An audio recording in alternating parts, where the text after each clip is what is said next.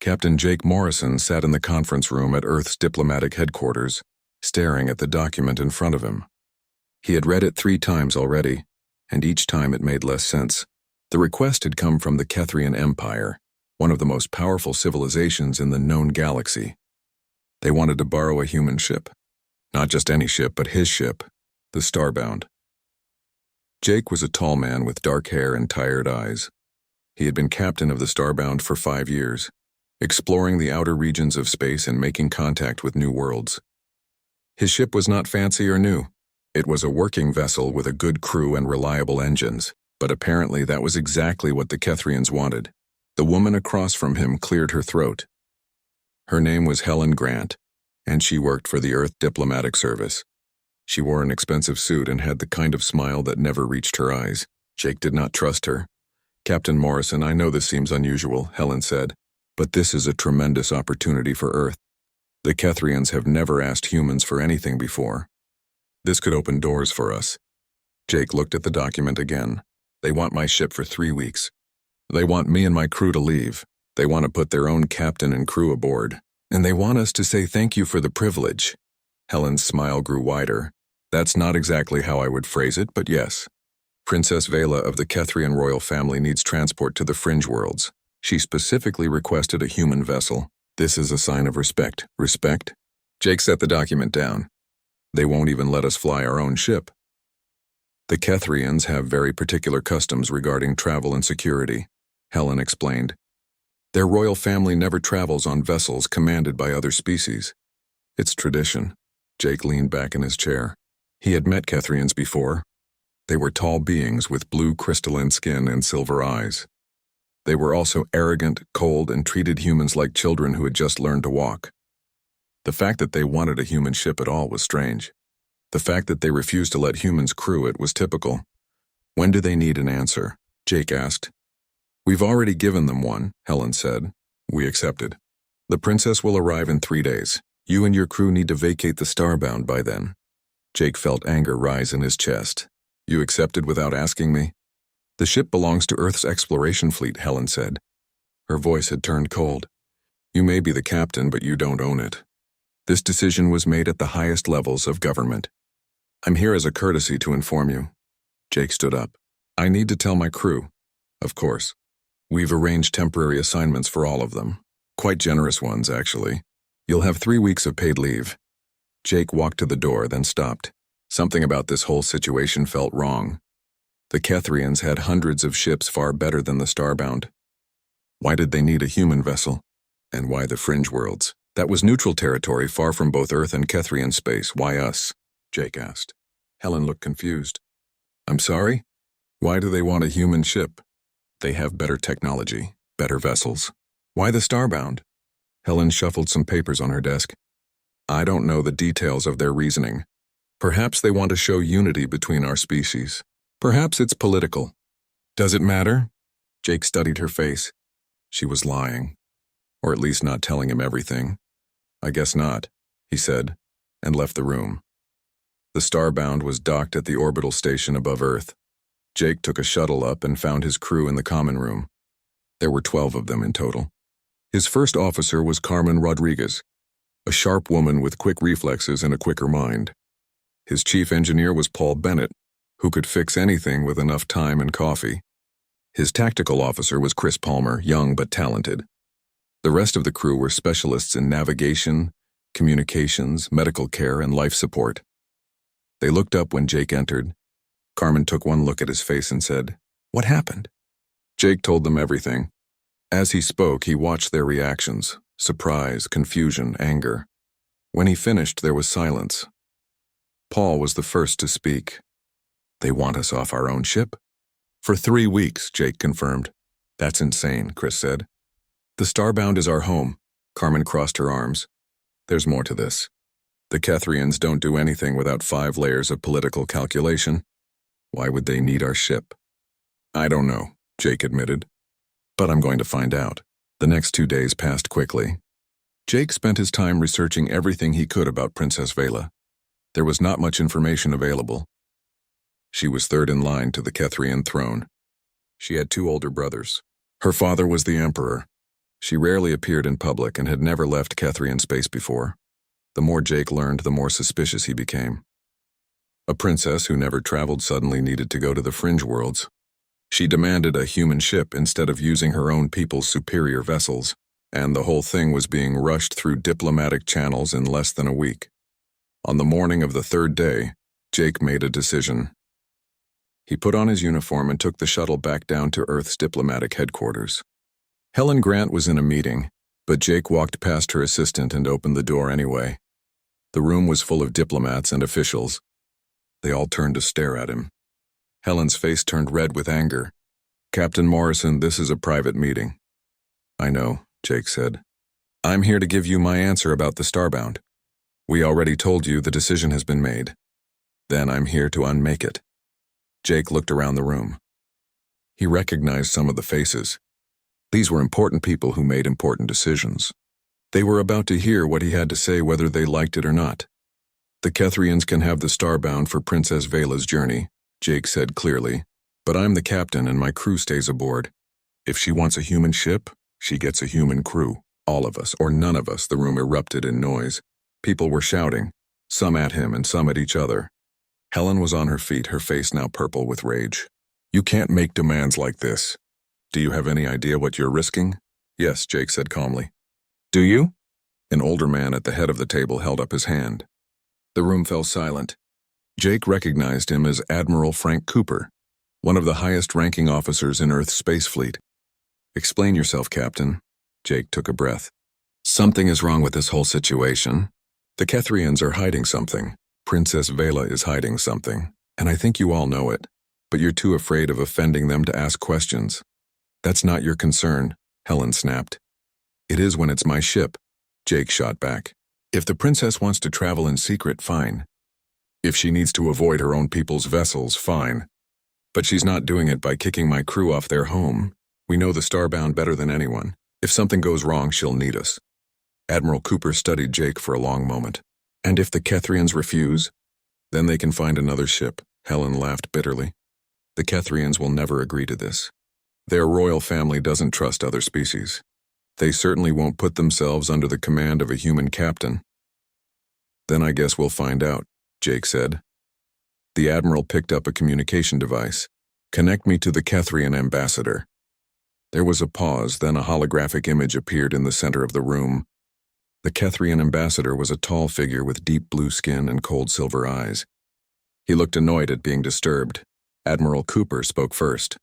"Ambassador, we have a situation regarding Princess Vela's travel arrangements." The ambassador's eyes narrowed. "The arrangements are settled. Captain Morrison has raised a concern," the Admiral continued. "He insists that he and his crew remain aboard the Starbound as the operating crew. Otherwise, the ship is not available." The ambassador's skin turned a darker shade of blue. Jake's cultural database in his neural implant informed him this meant extreme offense or anger. "This is unacceptable. Captain Morrison has no authority to make such demands. With respect, Ambassador, he's the captain of the vessel in question. He has every authority." The room was completely silent. Jake could hear his own heartbeat. He had just created an interstellar incident. His career was probably over, but he didn't regret it. The ambassador opened his mouth to respond, but another voice came through the communication channel first. It was female, calm, and carried absolute authority. "I accept Captain Morrison's terms." Everyone in the room froze. The ambassador looked shocked. "Your Highness, you were not supposed to be listening to this conversation." "And yet I was." Princess Vela's voice continued. "Captain Morrison makes a valid point. If I am to travel on a human vessel, it should be operated by those who know it best. We depart in 3 days, as scheduled. Captain Morrison will command the ship." The connection ended. The hologram disappeared. The room remained silent for several seconds. Then Admiral Cooper started laughing. It was a deep, genuine laugh that seemed to release all the tension in the room. "Well, Captain Morrison, it seems you got your wish. I hope you know what you've done." "So do I," Jake said quietly. Helen Grant was staring at him with an expression that mixed admiration and fury. "You just gambled Earth's relationship with the Kethrian Empire on a hunch." "Yes, ma'am. If this goes wrong, they'll use you as an example of human arrogance for the next century." "Probably." Princess Vela arrived exactly on time. Jake watched from the bridge as the Kethrian shuttle approached the Starbound. It was a sleek vessel that made their ship look like a garbage hauler by comparison. The technology gap between Kethrians and humans was still enormous, even after 30 years of contact. Carmen stood beside him, checking the docking procedures. "Airlock is ready. Are you nervous?" "Terrified," Jake admitted. "Good. That means you're smart." The docking completed with barely a sound. Jake made his way to the airlock with Carmen following. The rest of the crew had assembled nearby, all in their dress uniforms. They looked professional and ready. Jake hoped it would be enough. The airlock door opened with a hiss. Princess Vela stepped through, and Jake got his first real look at Kethrian royalty. She was taller than he expected, nearly 7 feet. Her skin was a pale blue that seemed to shimmer under the ship's lights. Her eyes were pure silver without any visible pupil. She wore robes that looked simple but were probably worth more than the Starbound itself. Behind her came 2 guards in dark armor, and 1 attendant carrying a small case. For a royal journey, it was a surprisingly small entourage. Vela looked at Jake without any expression. Her face could have been carved from ice. "You are Captain Morrison." "Yes, Your Highness." "Welcome aboard the Starbound." "I will inspect the vessel," Vela said. It was not a request. Jake had expected this. "Of course. We've prepared quarters for you and your staff. I will see everything first, starting with the engine room." Carmen's eyebrows rose slightly, but she said nothing. Jake led the princess and her group through the ship. Vela examined everything with sharp eyes and sharper questions. She pointed out inefficiencies in their power distribution. She questioned their choice of engine configuration. She criticized their food synthesizers, their air recycling system, and their emergency protocols. By the time they reached the bridge, Jake's crew was getting annoyed. Paul had argued with her about engine design for 10 minutes. Chris had defended their tactical systems against her dismissive comments. Even Carmen, who was usually diplomatic, was starting to look irritated. But Jake noticed something the others did not. Vela's criticisms were accurate. She knew her way around a starship. Her questions were not the complaints of a spoiled royal. They were the observations of someone who actually understood how these systems worked. "Your bridge is adequate," Vela finally said, "but your navigation computers are outdated by at least 20 years. "They work fine for human space," Jake replied.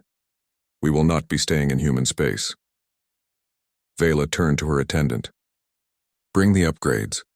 The attendant opened the case and removed several pieces of Kethrian technology. Jake recognized some of it as navigation equipment, far beyond anything humans possessed. "Your Highness, we can't just install alien tech into our systems." "Yes, you can. I will show you how."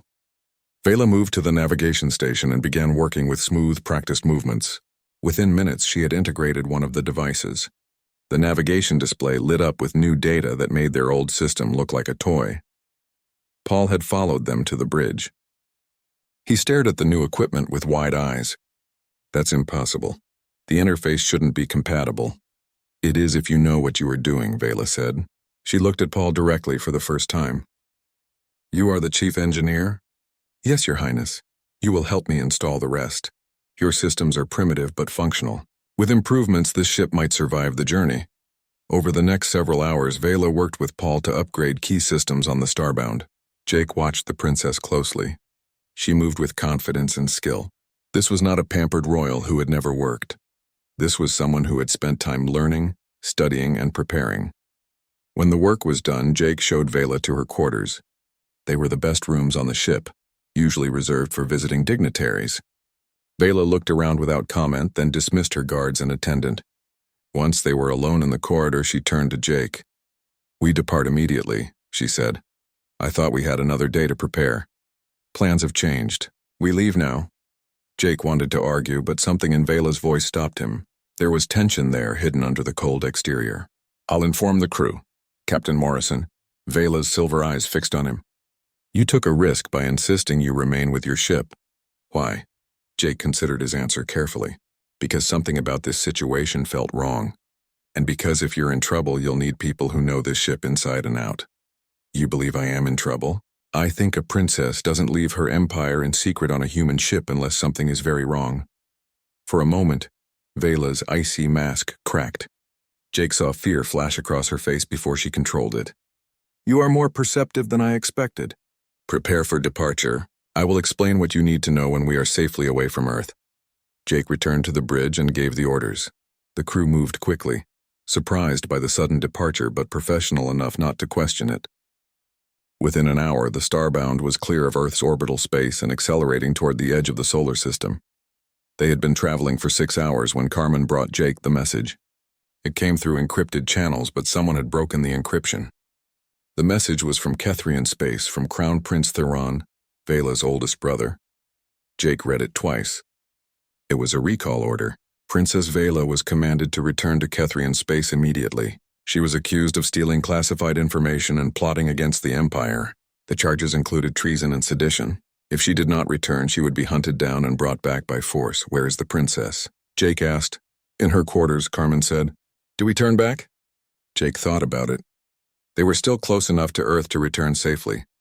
They could hand Vela over to Kethrian authorities and avoid any trouble. It would be the safe choice. The smart choice. No, Jake said. Bring the princess to the bridge. She owes us an explanation. Vela arrived a few minutes later. Her face was calm, but Jake could see the tension in her shoulders. You received the message from my brother. Yes. He says you're a traitor. He would say that. Vela looked at the view screen where stars streaked past as they traveled faster than light. I suppose you want to know the truth. That would be nice. Vela was silent for a long moment. Then she began to speak. Her voice was quiet but steady. She told them about discovering a conspiracy in the highest levels of Kethrian government. Her oldest brother, Crown Prince Theron, was planning a war. Not a small conflict, but a massive campaign to expand Kethrian territory by force. The plan involved attacking the fringe worlds first. Those independent planets had valuable resources but weak defenses. Once they fell, Theron would turn his attention to other targets, including Earth. The war will devastate this entire sector, Vela said. Billions will die, and my brother does not care. He believes Kethrian supremacy justifies any cost. Why not go to your father? Carmen asked. He's the Emperor. My father is old and ill. Theron controls access to him. I tried to present evidence, but Theron's supporters blocked me at every turn. They branded me a liar and a traitor. I realized that if I stayed, I would disappear quietly. Jake leaned forward. What evidence? Vela reached into her robes and removed a small data device. Communications between Theron and his military commanders. Financial records showing the buildup of weapons and ships. Battle plans for the invasion. Everything needed to prove the conspiracy to the Galactic Council. The Galactic Council, Paul said. That's why you're going to the fringe worlds. The Council headquarters is there. Yes. If I can present this evidence, the Council can pressure my father to remove Theron from power and stop the war. But I have to reach them alive. Chris was studying his tactical display. The Kethrian fleet is probably already looking for us. Every ship between here and the fringe worlds. Yes? Vela said simply. Jake looked at his crew. They were all watching him, waiting for his decision. This was bigger than a simple transport job. This was choosing sides in a conflict that could reshape the galaxy. If they helped Vela, Earth could be seen as interfering in Kethrian affairs. But if they refused, they would be sending her to certain death and allowing a war that would kill billions. Captain, Carmen said quietly. Jake stood up and walked to the view screen. He thought about his orders, which were to transport the princess safely. He thought about his duty to Earth. He thought about what was right. Set course for the Galactic Council, Jake said. Best possible speed. Jake, Carmen said, using his first name, which she only did in private. This could be seen as an act of war. Or it could prevent one. Jake turned to face Vela. Your Highness, my crew and I will help you reach the Council. But you need to understand something. We're not doing this for politics or diplomacy. We're doing it because it's right. And because no one should have to face their family's betrayal alone. Vela's silver eyes widened slightly. For a moment, the cold princess disappeared and Jake saw a young woman who had lost everything. Thank you, Captain Morrison. Call me Jake. If we're going to be fugitives together, we might as well use first names.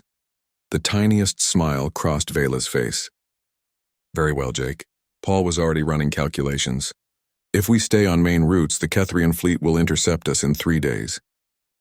The Kethrian warships caught up with them at the edge of the Vega system. Jake had known it was coming, but seeing 3 massive vessels drop out of faster-than-light travel directly in their path still made his stomach drop. Carmen's voice was tight. "Captain, sensors show 3 Kethrian destroyers. Each one has enough firepower to vaporize us 10 times over." Jake looked at the tactical display. The enemy ships had positioned themselves in a perfect formation, blocking any escape route. It was a textbook military maneuver. Whoever commanded those ships knew what they were doing. A communication request came through. Jake accepted it. The face that appeared on the screen was coldly handsome. Crown Prince Theron wore military armor that gleamed under the lights of his command bridge. His silver eyes were filled with contempt. "Captain Morrison," Theron said, "you have my sister aboard your primitive vessel. Return her immediately and you may leave with your lives." Jake glanced at Vela, who stood nearby. Her face showed no emotion, but her hands were clenched into fists. He turned back to the screen. "Princess Vela is under our protection. She will remain so until we reach the Galactic Council." Theron laughed. It was not a pleasant sound. "You think you can protect her? Your ship is barely functional. My destroyers could destroy you without slowing down. This is your only warning, human. Surrender or die." "We'll take our chances," Jake said, and cut the communication. Chris looked up from his station, his face pale. "Captain, they're powering weapons. We have maybe 30 seconds before they fire." "Paul, how fast can we go?" Jake asked. The engineer was already working his console. "I can give you emergency speed, but the engines will burn out after 20 minutes. That's 20 minutes more than we have now." "Do it." Vela moved to the navigation station. "Jake, if we run, they will catch us. Their ships are faster." "I'm not planning to run," Jake said. He was studying the tactical display, looking at the formation of enemy ships. They were perfectly positioned to catch a fleeing target. But perfection sometimes created its own weaknesses. "I'm planning to do something stupid." Jake took manual control of the helm. His hands moved across the controls with practiced ease. The Starbound suddenly accelerated directly at the Kethrian formation. Carmen grabbed her console. "Captain, what are you doing?" "Something they won't expect." On the enemy ships, the commanders must have been shocked. Instead of running or surrendering, the tiny human vessel was charging straight at them. For 3 crucial seconds, they hesitated. Those seconds made all the difference. Jake pushed the engines to their limit. The Starbound streaked toward the gap between 2 of the destroyers. It was a space barely large enough for a ship their size. At the speed they were going, the margin for error was almost 0. Bela was watching the navigation display. Her silver eyes went wide. "That gap is too small. We will collide." "Not if I'm good enough," Jake said. His voice was calm, but his heart was racing. He had practiced difficult maneuvers for years, threading through asteroid fields and navigating dangerous space, but he had never tried anything like this. The Kethrian ships finally reacted. Weapons fire erupted from their guns. Energy beams cut through space trying to intercept the Starbound. But Jake was already weaving, making the ship dance like a fighter craft instead of a transport vessel. Carmen had taken over the shield controls. She was redirecting power on the fly, strengthening the shields on whichever side faced the incoming fire. The ship shook as energy blasts struck their defenses. "Shields at 60%, Carmen called out. 50, 40, they were nearly at the gap. Jake could see the enemy ships growing larger on the view screen. The space between them looked impossibly small. He made a final adjustment to their trajectory, cutting it so close that alarms screamed throughout the ship. The Starbound shot through the gap. For one terrible moment, Jake thought they would clip one of the destroyer's shields. The proximity sensors were going crazy, but then they were through, past the formation and accelerating away. Behind them, the Kethrian commanders were trying to turn their massive ships around. But destroyers were not built for quick turns. They were built for power and intimidation. The Starbound had a head start. "Set course for the asteroid field," Jake ordered. "And someone tell me we still have engines." Paul's voice came through the communication system. "We have engines, barely. That maneuver puts stress on every system we have. I'm patching what I can, but we can't do that again." "Once was probably enough," Carmen said. She was checking the sensors. "The destroyers are following, but they've fallen back. They're being more careful now." Jake allowed himself a moment to breathe. They had survived the first encounter. But the chase was far from over. "How long until we reach the asteroid field?" 10 minutes at current speed, Carmen replied. Vela was still standing at the navigation station. She was looking at Jake with an expression he could not quite read. "That was the most reckless piloting I have ever witnessed." "Thank you." It was not a compliment. "You could have killed us all, but I didn't." Jake left the helm on autopilot and stood up. "Your brother expected us to either run or surrender. We did neither. Now we have a chance, a small chance. The asteroid field will give us cover, but it will also slow us down. And there are 3 destroyers hunting us." Chris turned from his tactical station. "Actually, sensors show 5 ships now. 2 more just joined the pursuit." Jake looked at the display. 5 Kethrian warships. Any one of them could destroy the Starbound in a fair fight. Then we make sure it's not a fair fight. "Carmen, as soon as we hit the asteroid field, deploy every sensor decoy we have." Carmen nodded. "That will confuse their targeting systems. But only for a while. A while is all we need." The asteroid field appeared ahead of them, a vast region of tumbling rocks and debris. It was a navigation nightmare, full of unpredictable dangers. Most ships avoided it, but Jake was counting on it to save their lives. The Starbound plunged into the field. Immediately, asteroids surrounded them. Some were small, no bigger than a person. Others were massive mountains of rock spinning through space. Jake took manual control again, guiding them through the chaos. Carmen launched the decoys. Small devices shot out from the ship, each one broadcasting a signal that mimicked the Starbound's energy signature. Within moments, the asteroid field was full of ghost images. The Kethrian ships followed them in, but they were moving more slowly. Destroyers were not built for this kind of flying. They needed space to maneuver. The asteroid field denied them that space. For 6 hours, they played a deadly game of hide-and-seek. Jake pushed his piloting skills to the limit, threading between asteroids and using the larger rocks for cover. Vela worked with him at navigation, her knowledge of Kethrian search patterns helping them stay one step ahead. The crew worked together like they had been doing this for years instead of days. Paul kept the engines running despite the constant strain. Chris managed their limited weapons, setting up traps and false trails. Carmen balanced the shields, protecting them from both enemy fire and asteroid impacts. But they could not hide forever. One of the destroyers got close enough for a clear shot. Energy beams tore through space, striking an asteroid near them.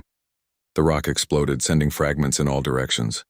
"Shields down to 20%, Carmen warned. "Another hit like that and we're done." Jake spotted a massive asteroid ahead, large enough to hide behind. He pushed the ship toward it, accelerating into a dangerous spin that took them around the rock. The pursuing destroyer tried to follow but was too slow. It lost sight of them. "We need to get out of this field," Paul said over the communication system. "The engines can't take much more, and we're leaving a trail that even the Kethrians can follow." Jake knew Paul was right. The ship was taking damage. They were leaving debris and energy signatures that made them easy to track. But how could they escape with 5 warships hunting them? Vela had been studying the navigation charts. "There is a way out. The field has a narrow channel on the far side. If we can reach it before the Kethrians block our path, we can escape." "How narrow?" Jake asked. "Very narrow. Possibly too narrow for this ship." "Of course it is." Jake changed their heading. "Everyone hold on. This is going to be close." They raced through the asteroid field with the Kethrian ships closing in from multiple directions. The enemy had figured out their plan and were moving to cut them off. It would be a race to see who reached the channel first. Chris launched their last weapons, not trying to hit the enemy ships, but instead targeting asteroids in their path. The explosions created debris clouds that slowed the pursuit. It was a delaying tactic, nothing more, but every second counted. The channel appeared ahead. It was a gap between 2 massive asteroids, barely wide enough for a ship, and it was full of smaller rocks that made navigation treacherous. "Kethrian ships are 2 minutes behind us," Carmen warned. "Then we better be through in 1 minute." Jake replied. He guided the Starbound into the channel.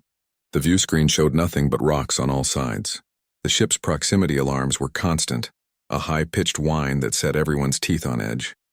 Jake had to make constant tiny adjustments to avoid collisions. Halfway through, a piece of debris struck their starboard side. The ship shuddered and alarms blared. Paul's voice came through, stressed but controlled. The emergency jump had bought them time, but at a heavy cost.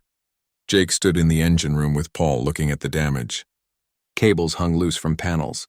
Coolant was leaking from a cracked pipe. The faster-than-light drive was barely holding together. "How bad?" Jake asked. Paul wiped grease from his hands. "Bad. The drive needs repairs that I can't do while we're traveling." We need to stop somewhere. And we need at least 12 hours to fix everything properly. Can we make it to the Galactic Council without repairs? Maybe. But if we have to make another emergency jump, the drive will tear itself apart. And us with it, Jake nodded. It was what he had expected. Recommendations? There's a neutral trading station 3 days away at our current speed. Haven's Rest, it's operated by the Freelancers Guild. They honor sanctuary laws. Even the Kethrians won't attack us there. 3 days is a long time. The enemy will have ships between here and there. I know, but we don't have better options. Jake left the engine room and found Vela in the mess hall. She was sitting with Carmen and Chris, listening to them explain the rules of poker. The sight was so unexpected that Jake stopped in the doorway. Carmen looked up and grinned. The princess wanted to learn human games. Vela had cards in her hand. She was studying them with the same intense focus she had used when analyzing the ship's systems. This game involves probability and psychology. It is more complex than it appears. That's why it's fun, Chris said. He laid down his cards. 3 of a kind.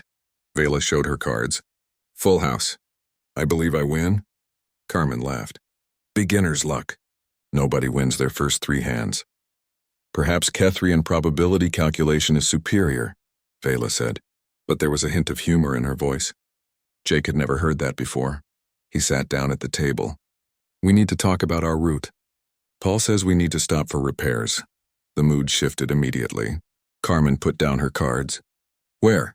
Haven's Rest. 3 days away. Chris pulled up a star chart on his tablet. That's freelancer territory. They're neutral, but they charge heavy fees. And 3 days gives the Kethrians time to set up more blockades. I know, Jake said, but we don't have a choice. The ship won't make it otherwise. Vela was quiet for a moment. Haven's Rest has strong sanctuary laws. My brother cannot attack us there without violating multiple treaties. He is arrogant but not stupid. He will wait for us to leave. So we repair and resupply, then make a run for the council, Carmen said.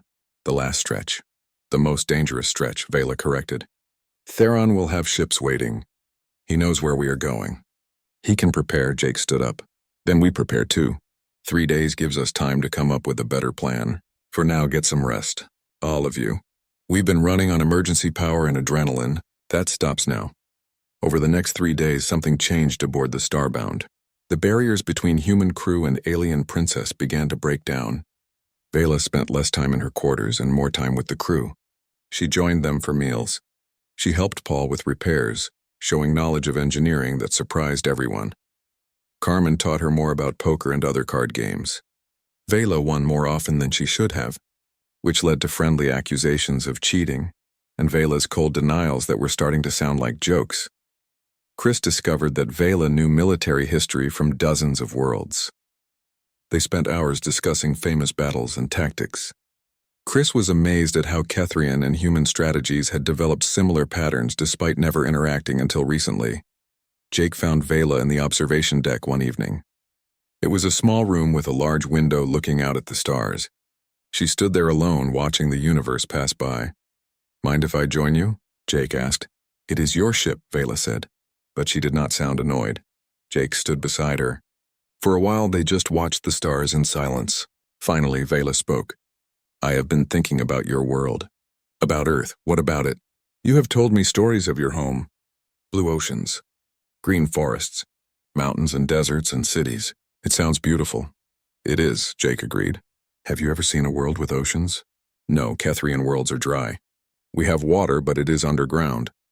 We build crystal gardens instead. Beautiful but artificial. Nothing like the wild growth you describe. Maybe someday you'll get to visit Earth, Jake said. Vela turned to look at him. In the dim light, her silver eyes seemed less alien. If I survive to present my evidence to the council, I will be in exile. I cannot return to Kethrian space. My brother will make sure of that. Then you'll need somewhere else to go. Would Earth accept me? A failed princess with nothing to offer. Jake smiled. Earth has a long history of accepting people who needed a new start. And you're not a failed princess. You're someone brave enough to fight for what's right, even when it costs you everything. Vela was quiet for a long moment. My people believe that emotion is weakness, that leaders must be cold and logical, but I am learning that is not true. You and your crew fight not from logic, but from loyalty, from friendship. From something you call hope. These things make you stronger, not weaker. We're just doing what we think is right. That is what makes it remarkable. Vela looked back at the stars. Thank you, Jake, for treating me not as royalty or an alien, but as a person. I did not know I needed that until I found it here. Jake did not know what to say to that, so he just stood with her, watching the stars and thinking about how strange the universe was. A month ago, he had been a simple exploration captain. Now he was friends with an alien princess, running from an empire trying to prevent a war. The next day, Carmen organized what she called a cultural exchange. The crew took turns teaching Vela about human customs and Earth history. Vela shared stories of Kethrian culture that made her people seem less cold and more complex. She told them about Kethrian music, which was based on crystal resonance and created sounds humans could barely hear. She explained their art, which involved growing crystal formations in specific patterns. She described festivals where entire cities would light up their buildings to create displays visible from orbit. Your people sound more emotional than you let on, Carmen observed. We are taught to suppress emotions in public, Vela explained. To show feeling is to show weakness. But in private, among family, we are different, or we are supposed to be. Her voice became sad. My brother has forgotten that. Paul had been listening quietly. Your brother wants war, but do your people want it? No. Most Kethrians value peace and stability. But they trust the royal family to lead. If Theron says war is necessary, they will follow. That is why I must stop him, not just to save other worlds, but to save my own people from his ambition. Haven's Rest appeared on their sensors on the morning of the third day. It was a large station built from dozens of connected modules. Ships of every type and species were docked there. It looked chaotic and beautiful. Jake hailed the station and requested docking permission. The reply came back quickly. Permission granted, but the fees would be expensive. Jake agreed. They did not have much choice. As they docked, Carmen pulled up security feeds. We're not the only ones here. I count 4 ships that match Kethrian design. They're not military, but they could be watching us. Probably are, Jake said. But they can't do anything while we're docked. Sanctuary laws protect everyone here. The station master was a large being named Crix who belonged to a species Jake did not recognize. Crix had 6 arms and spoke in a booming voice. Welcome to Haven's Rest. We provide repairs, supplies, and safety to all who can pay. Your ship needs work. Engine repairs, Paul said. And some hull patching. How long? 12 hours if you pay extra. 20 hours standard rate. 12 hours, Jake agreed. Money was not important right now. While Paul supervised the repairs, the rest of the crew explored the station. It was a wild place full of traders, travelers, and people who existed in the gray areas of galactic law. But it was also safe. The Freelancers Guild maintained strict order. Anyone who broke sanctuary laws was banned forever. Jake found Vela looking at a display of crystals in a shop. She was touching one gently, her expression distant. They remind you of home, Jake said. Yes, these are nothing like Kethrian crystals. But still, she pulled her hand back. I wonder if I will ever see home again. You will, Jake said firmly. We'll make sure of it. That evening, the entire crew gathered in the mess hall for a meal. Someone had found real food on the station. Not synthesized, but actual fresh ingredients. It was a feast compared to what they usually ate. They talked and laughed and told stories. Vela smiled more in that one evening than Jake had seen in all the days before. She seemed younger, less burdened by the weight of duty and betrayal. Carmen raised her glass. To the strangest crew I've ever served with. Humans and Kethrians together. Who would have thought? To unlikely friends, Chris added. To making it this far, Paul said. Everyone looked at Jake. He thought about what to say. About the journey ahead and the dangers waiting. But in this moment, surrounded by good people, he decided to focus on what they had instead of what they faced. To all of you, Jake said, the best crew in the galaxy. And to Vela, who taught us that bravery is not about being fearless. It is about being afraid and fighting anyway. Vela stood up. Her silver eyes were bright. To the crew of the Starbound. The journey from Haven's Rest started smoothly, but Jake knew it would not last. Crown Prince Theron had too much time to prepare. The question was not if they would face another attack, but when and how. The answer came on the second day. Carmen detected a massive fleet deployment ahead. 12 Kethrian warships were positioned along their route to the Galactic Council. There was no way to fight through that many vessels. We could try going around, Chris suggested. Add another week to our journey. Theron will have ships waiting on alternate routes too, Vela said. She was studying the tactical display with a troubled expression. He knows we must reach the Council. He can block every standard approach. Jake was looking at the star charts. There was one route that nobody had mentioned. One path that could cut their travel time in half. But it was through a region that most spacers avoided. The Void, Jake said quietly. Everyone turned to look at him. Paul was the first to speak. Captain, the Void is suicide. The gravitational anomalies alone would tear most ships apart. Nobody goes through there. Exactly. Which is why Theron won't have ships waiting there. Carmen pulled up more detailed scans of the region. The Void was a section of space twisted by a collapsed star. Gravity did not work normally there. Navigation was nearly impossible. Ships that entered rarely came out. Even if we survived the gravitational forces, there could be anything in there, Carmen said. Pirates, debris, worse things that we don't have names for. Vela was quiet.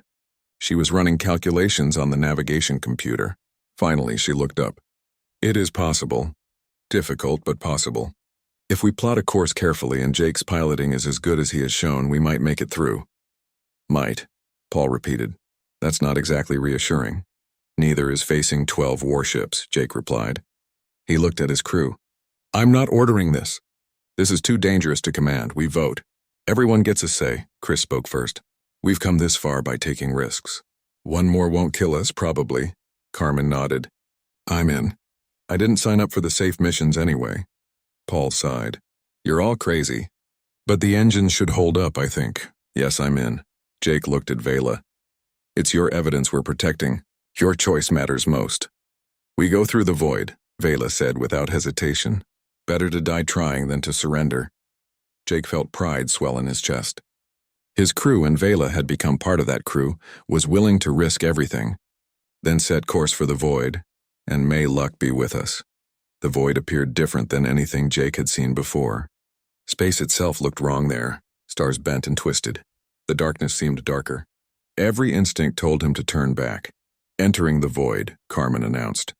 Her voice was steady, but Jake could hear the tension underneath. The first gravitational anomaly hit them like a wave. The ship lurched sideways despite Jake's best efforts to compensate. Alarms blared. Equipment that had been secured properly suddenly came loose as gravity shifted direction. This is going to be rough, Paul said over the communication system. I'm reinforcing the structural supports, but there's only so much I can do. Jake gripped the helm controls. Flying through the Void required constant adjustments. What worked one moment would fail the next as gravity changed without warning. It was less like piloting and more like wrestling with forces that wanted to destroy them. Vela was at the navigation station, calculating their path through the chaos. But her instruments kept giving impossible readings. In the Void, even advanced Kethrian technology was unreliable. She was making decisions based on instinct and hope. Turn left 30 degrees, Vela called out. Jake followed her direction without question. A massive gravitational well appeared exactly where they would have been. It pulled at the ship, trying to drag them into its crushing center. Jake fought the helm, using every thruster to escape the pull. Carmen, redirect all power to the forward thrusters, Jake ordered. Already done.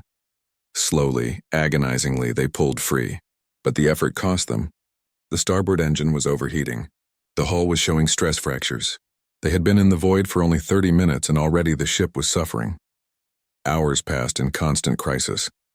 Each moment brought new dangers. Gravitational forces that shifted without warning. Debris fields that appeared on sensors too late to avoid. Strange energy readings that made no sense but could tear through their shields. The crew worked together with perfect coordination. Jake piloted. Vela navigated. Carmen managed power distribution. Chris monitored sensors and called out warnings. Paul kept the engines running through what should have been impossible conditions. Then the pirates appeared. Contact, Chris said sharply. One ship approaching fast. Design unknown but heavily armed, Jake cursed. Of all the dangers in the Void, he had not expected this. But it made sense. Pirates would know how to navigate here. They could hide from authorities and prey on desperate ships. The pirate vessel was larger than the Starbound and covered in weapons. It looked like it had been built from parts of a dozen different ships, welded together in a way that should not work but somehow did. A transmission came through. The face on the screen belonged to Avrelian, a species known for aggression and greed. He had scars across his face and wore armor that had seen many battles. "I am Captain Kex. Your ship is now mine. Surrender and you may live. Fight and you will die." Jake looked at his crew. They were exhausted, running on nothing but determination. The ship was damaged. They were in the middle of the void with no backup. Surrendering seemed like the only logical choice. "What do you want?" Jake asked, buying time. "Your cargo, your ship, and that Kethrian princess you are hiding. The bounty on her head would make me rich." Vela moved close to Jake and whispered, "The gravitational anomalies. We can use them." Jake understood immediately. It was a desperate idea, but everything they had done was desperate. He turned back to the screen. "Give us 1 minute to discuss your offer." "You have 30 seconds, Kex replied. Jake muted the communication. Vela was already working the navigation computer, mapping the gravitational forces around them. "There," she said, pointing at the display. "2 gravitational wells close together. If we position the pirate ship between them at the right moment, the forces will tear it apart." "That requires perfect timing," Carmen said, "and we'd have to get close enough to lure them into position without getting destroyed ourselves." "It's our only option," Vela said. Jake looked at Chris. "Can you keep their weapons busy without hitting them? I need them angry enough to chase us, but not so damaged they give up." "I can try," Chris said. "Everyone ready?" Jake asked. Nods all around. "Then let's dance." Jake reopened the communication. "Captain Kex, our answer is no." Kex's face twisted with rage. "Then die." The pirate ship opened fire. Jake had already begun moving, steering the Starbound on a path that looked like panicked evasion, but every movement was calculated, drawing the pirates closer to the gravitational trap. Chris fired their weapons, missing deliberately but staying close enough to make the pirates think they were trying to hit. The pirate ship followed, firing continuously. Their shields were taking hits, but Carmen was managing the damage. "Closer," Vela said, watching her calculations. "We need them exactly between the wells." Jake was flying patterns he had never attempted before, using the gravitational forces themselves to help maneuver. The ship was screaming in protest but holding together. Behind them, the pirate vessel was gaining ground. "Almost there," Vela said. She was counting down in her head, watching the positions update in real time. Wait now." Jake spun the Starbound through a maneuver that should have been impossible. The ship twisted sideways, using one gravitational well to slingshot them away. The pirate ship, too large and too slow, tried to follow the same path, but Jake had positioned them perfectly. The pirate vessel found itself directly between 2 massive gravitational forces pulling in opposite directions. For a moment, nothing happened. Then the hull began to buckle. Metal screamed. The pirates realized their danger and tried to escape, but it was too late. The ship tore apart in seconds. Debris scattered across space, quickly pulled into the gravitational wells and destroyed. There were no escape pods. No survivors. The void had claimed another victim. The crew of the Starbound sat in shocked silence. They had killed those pirates. It had been necessary, but that did not make it easy. "We need to keep moving," Jake said quietly. "We're not out of the void yet." They continued their journey.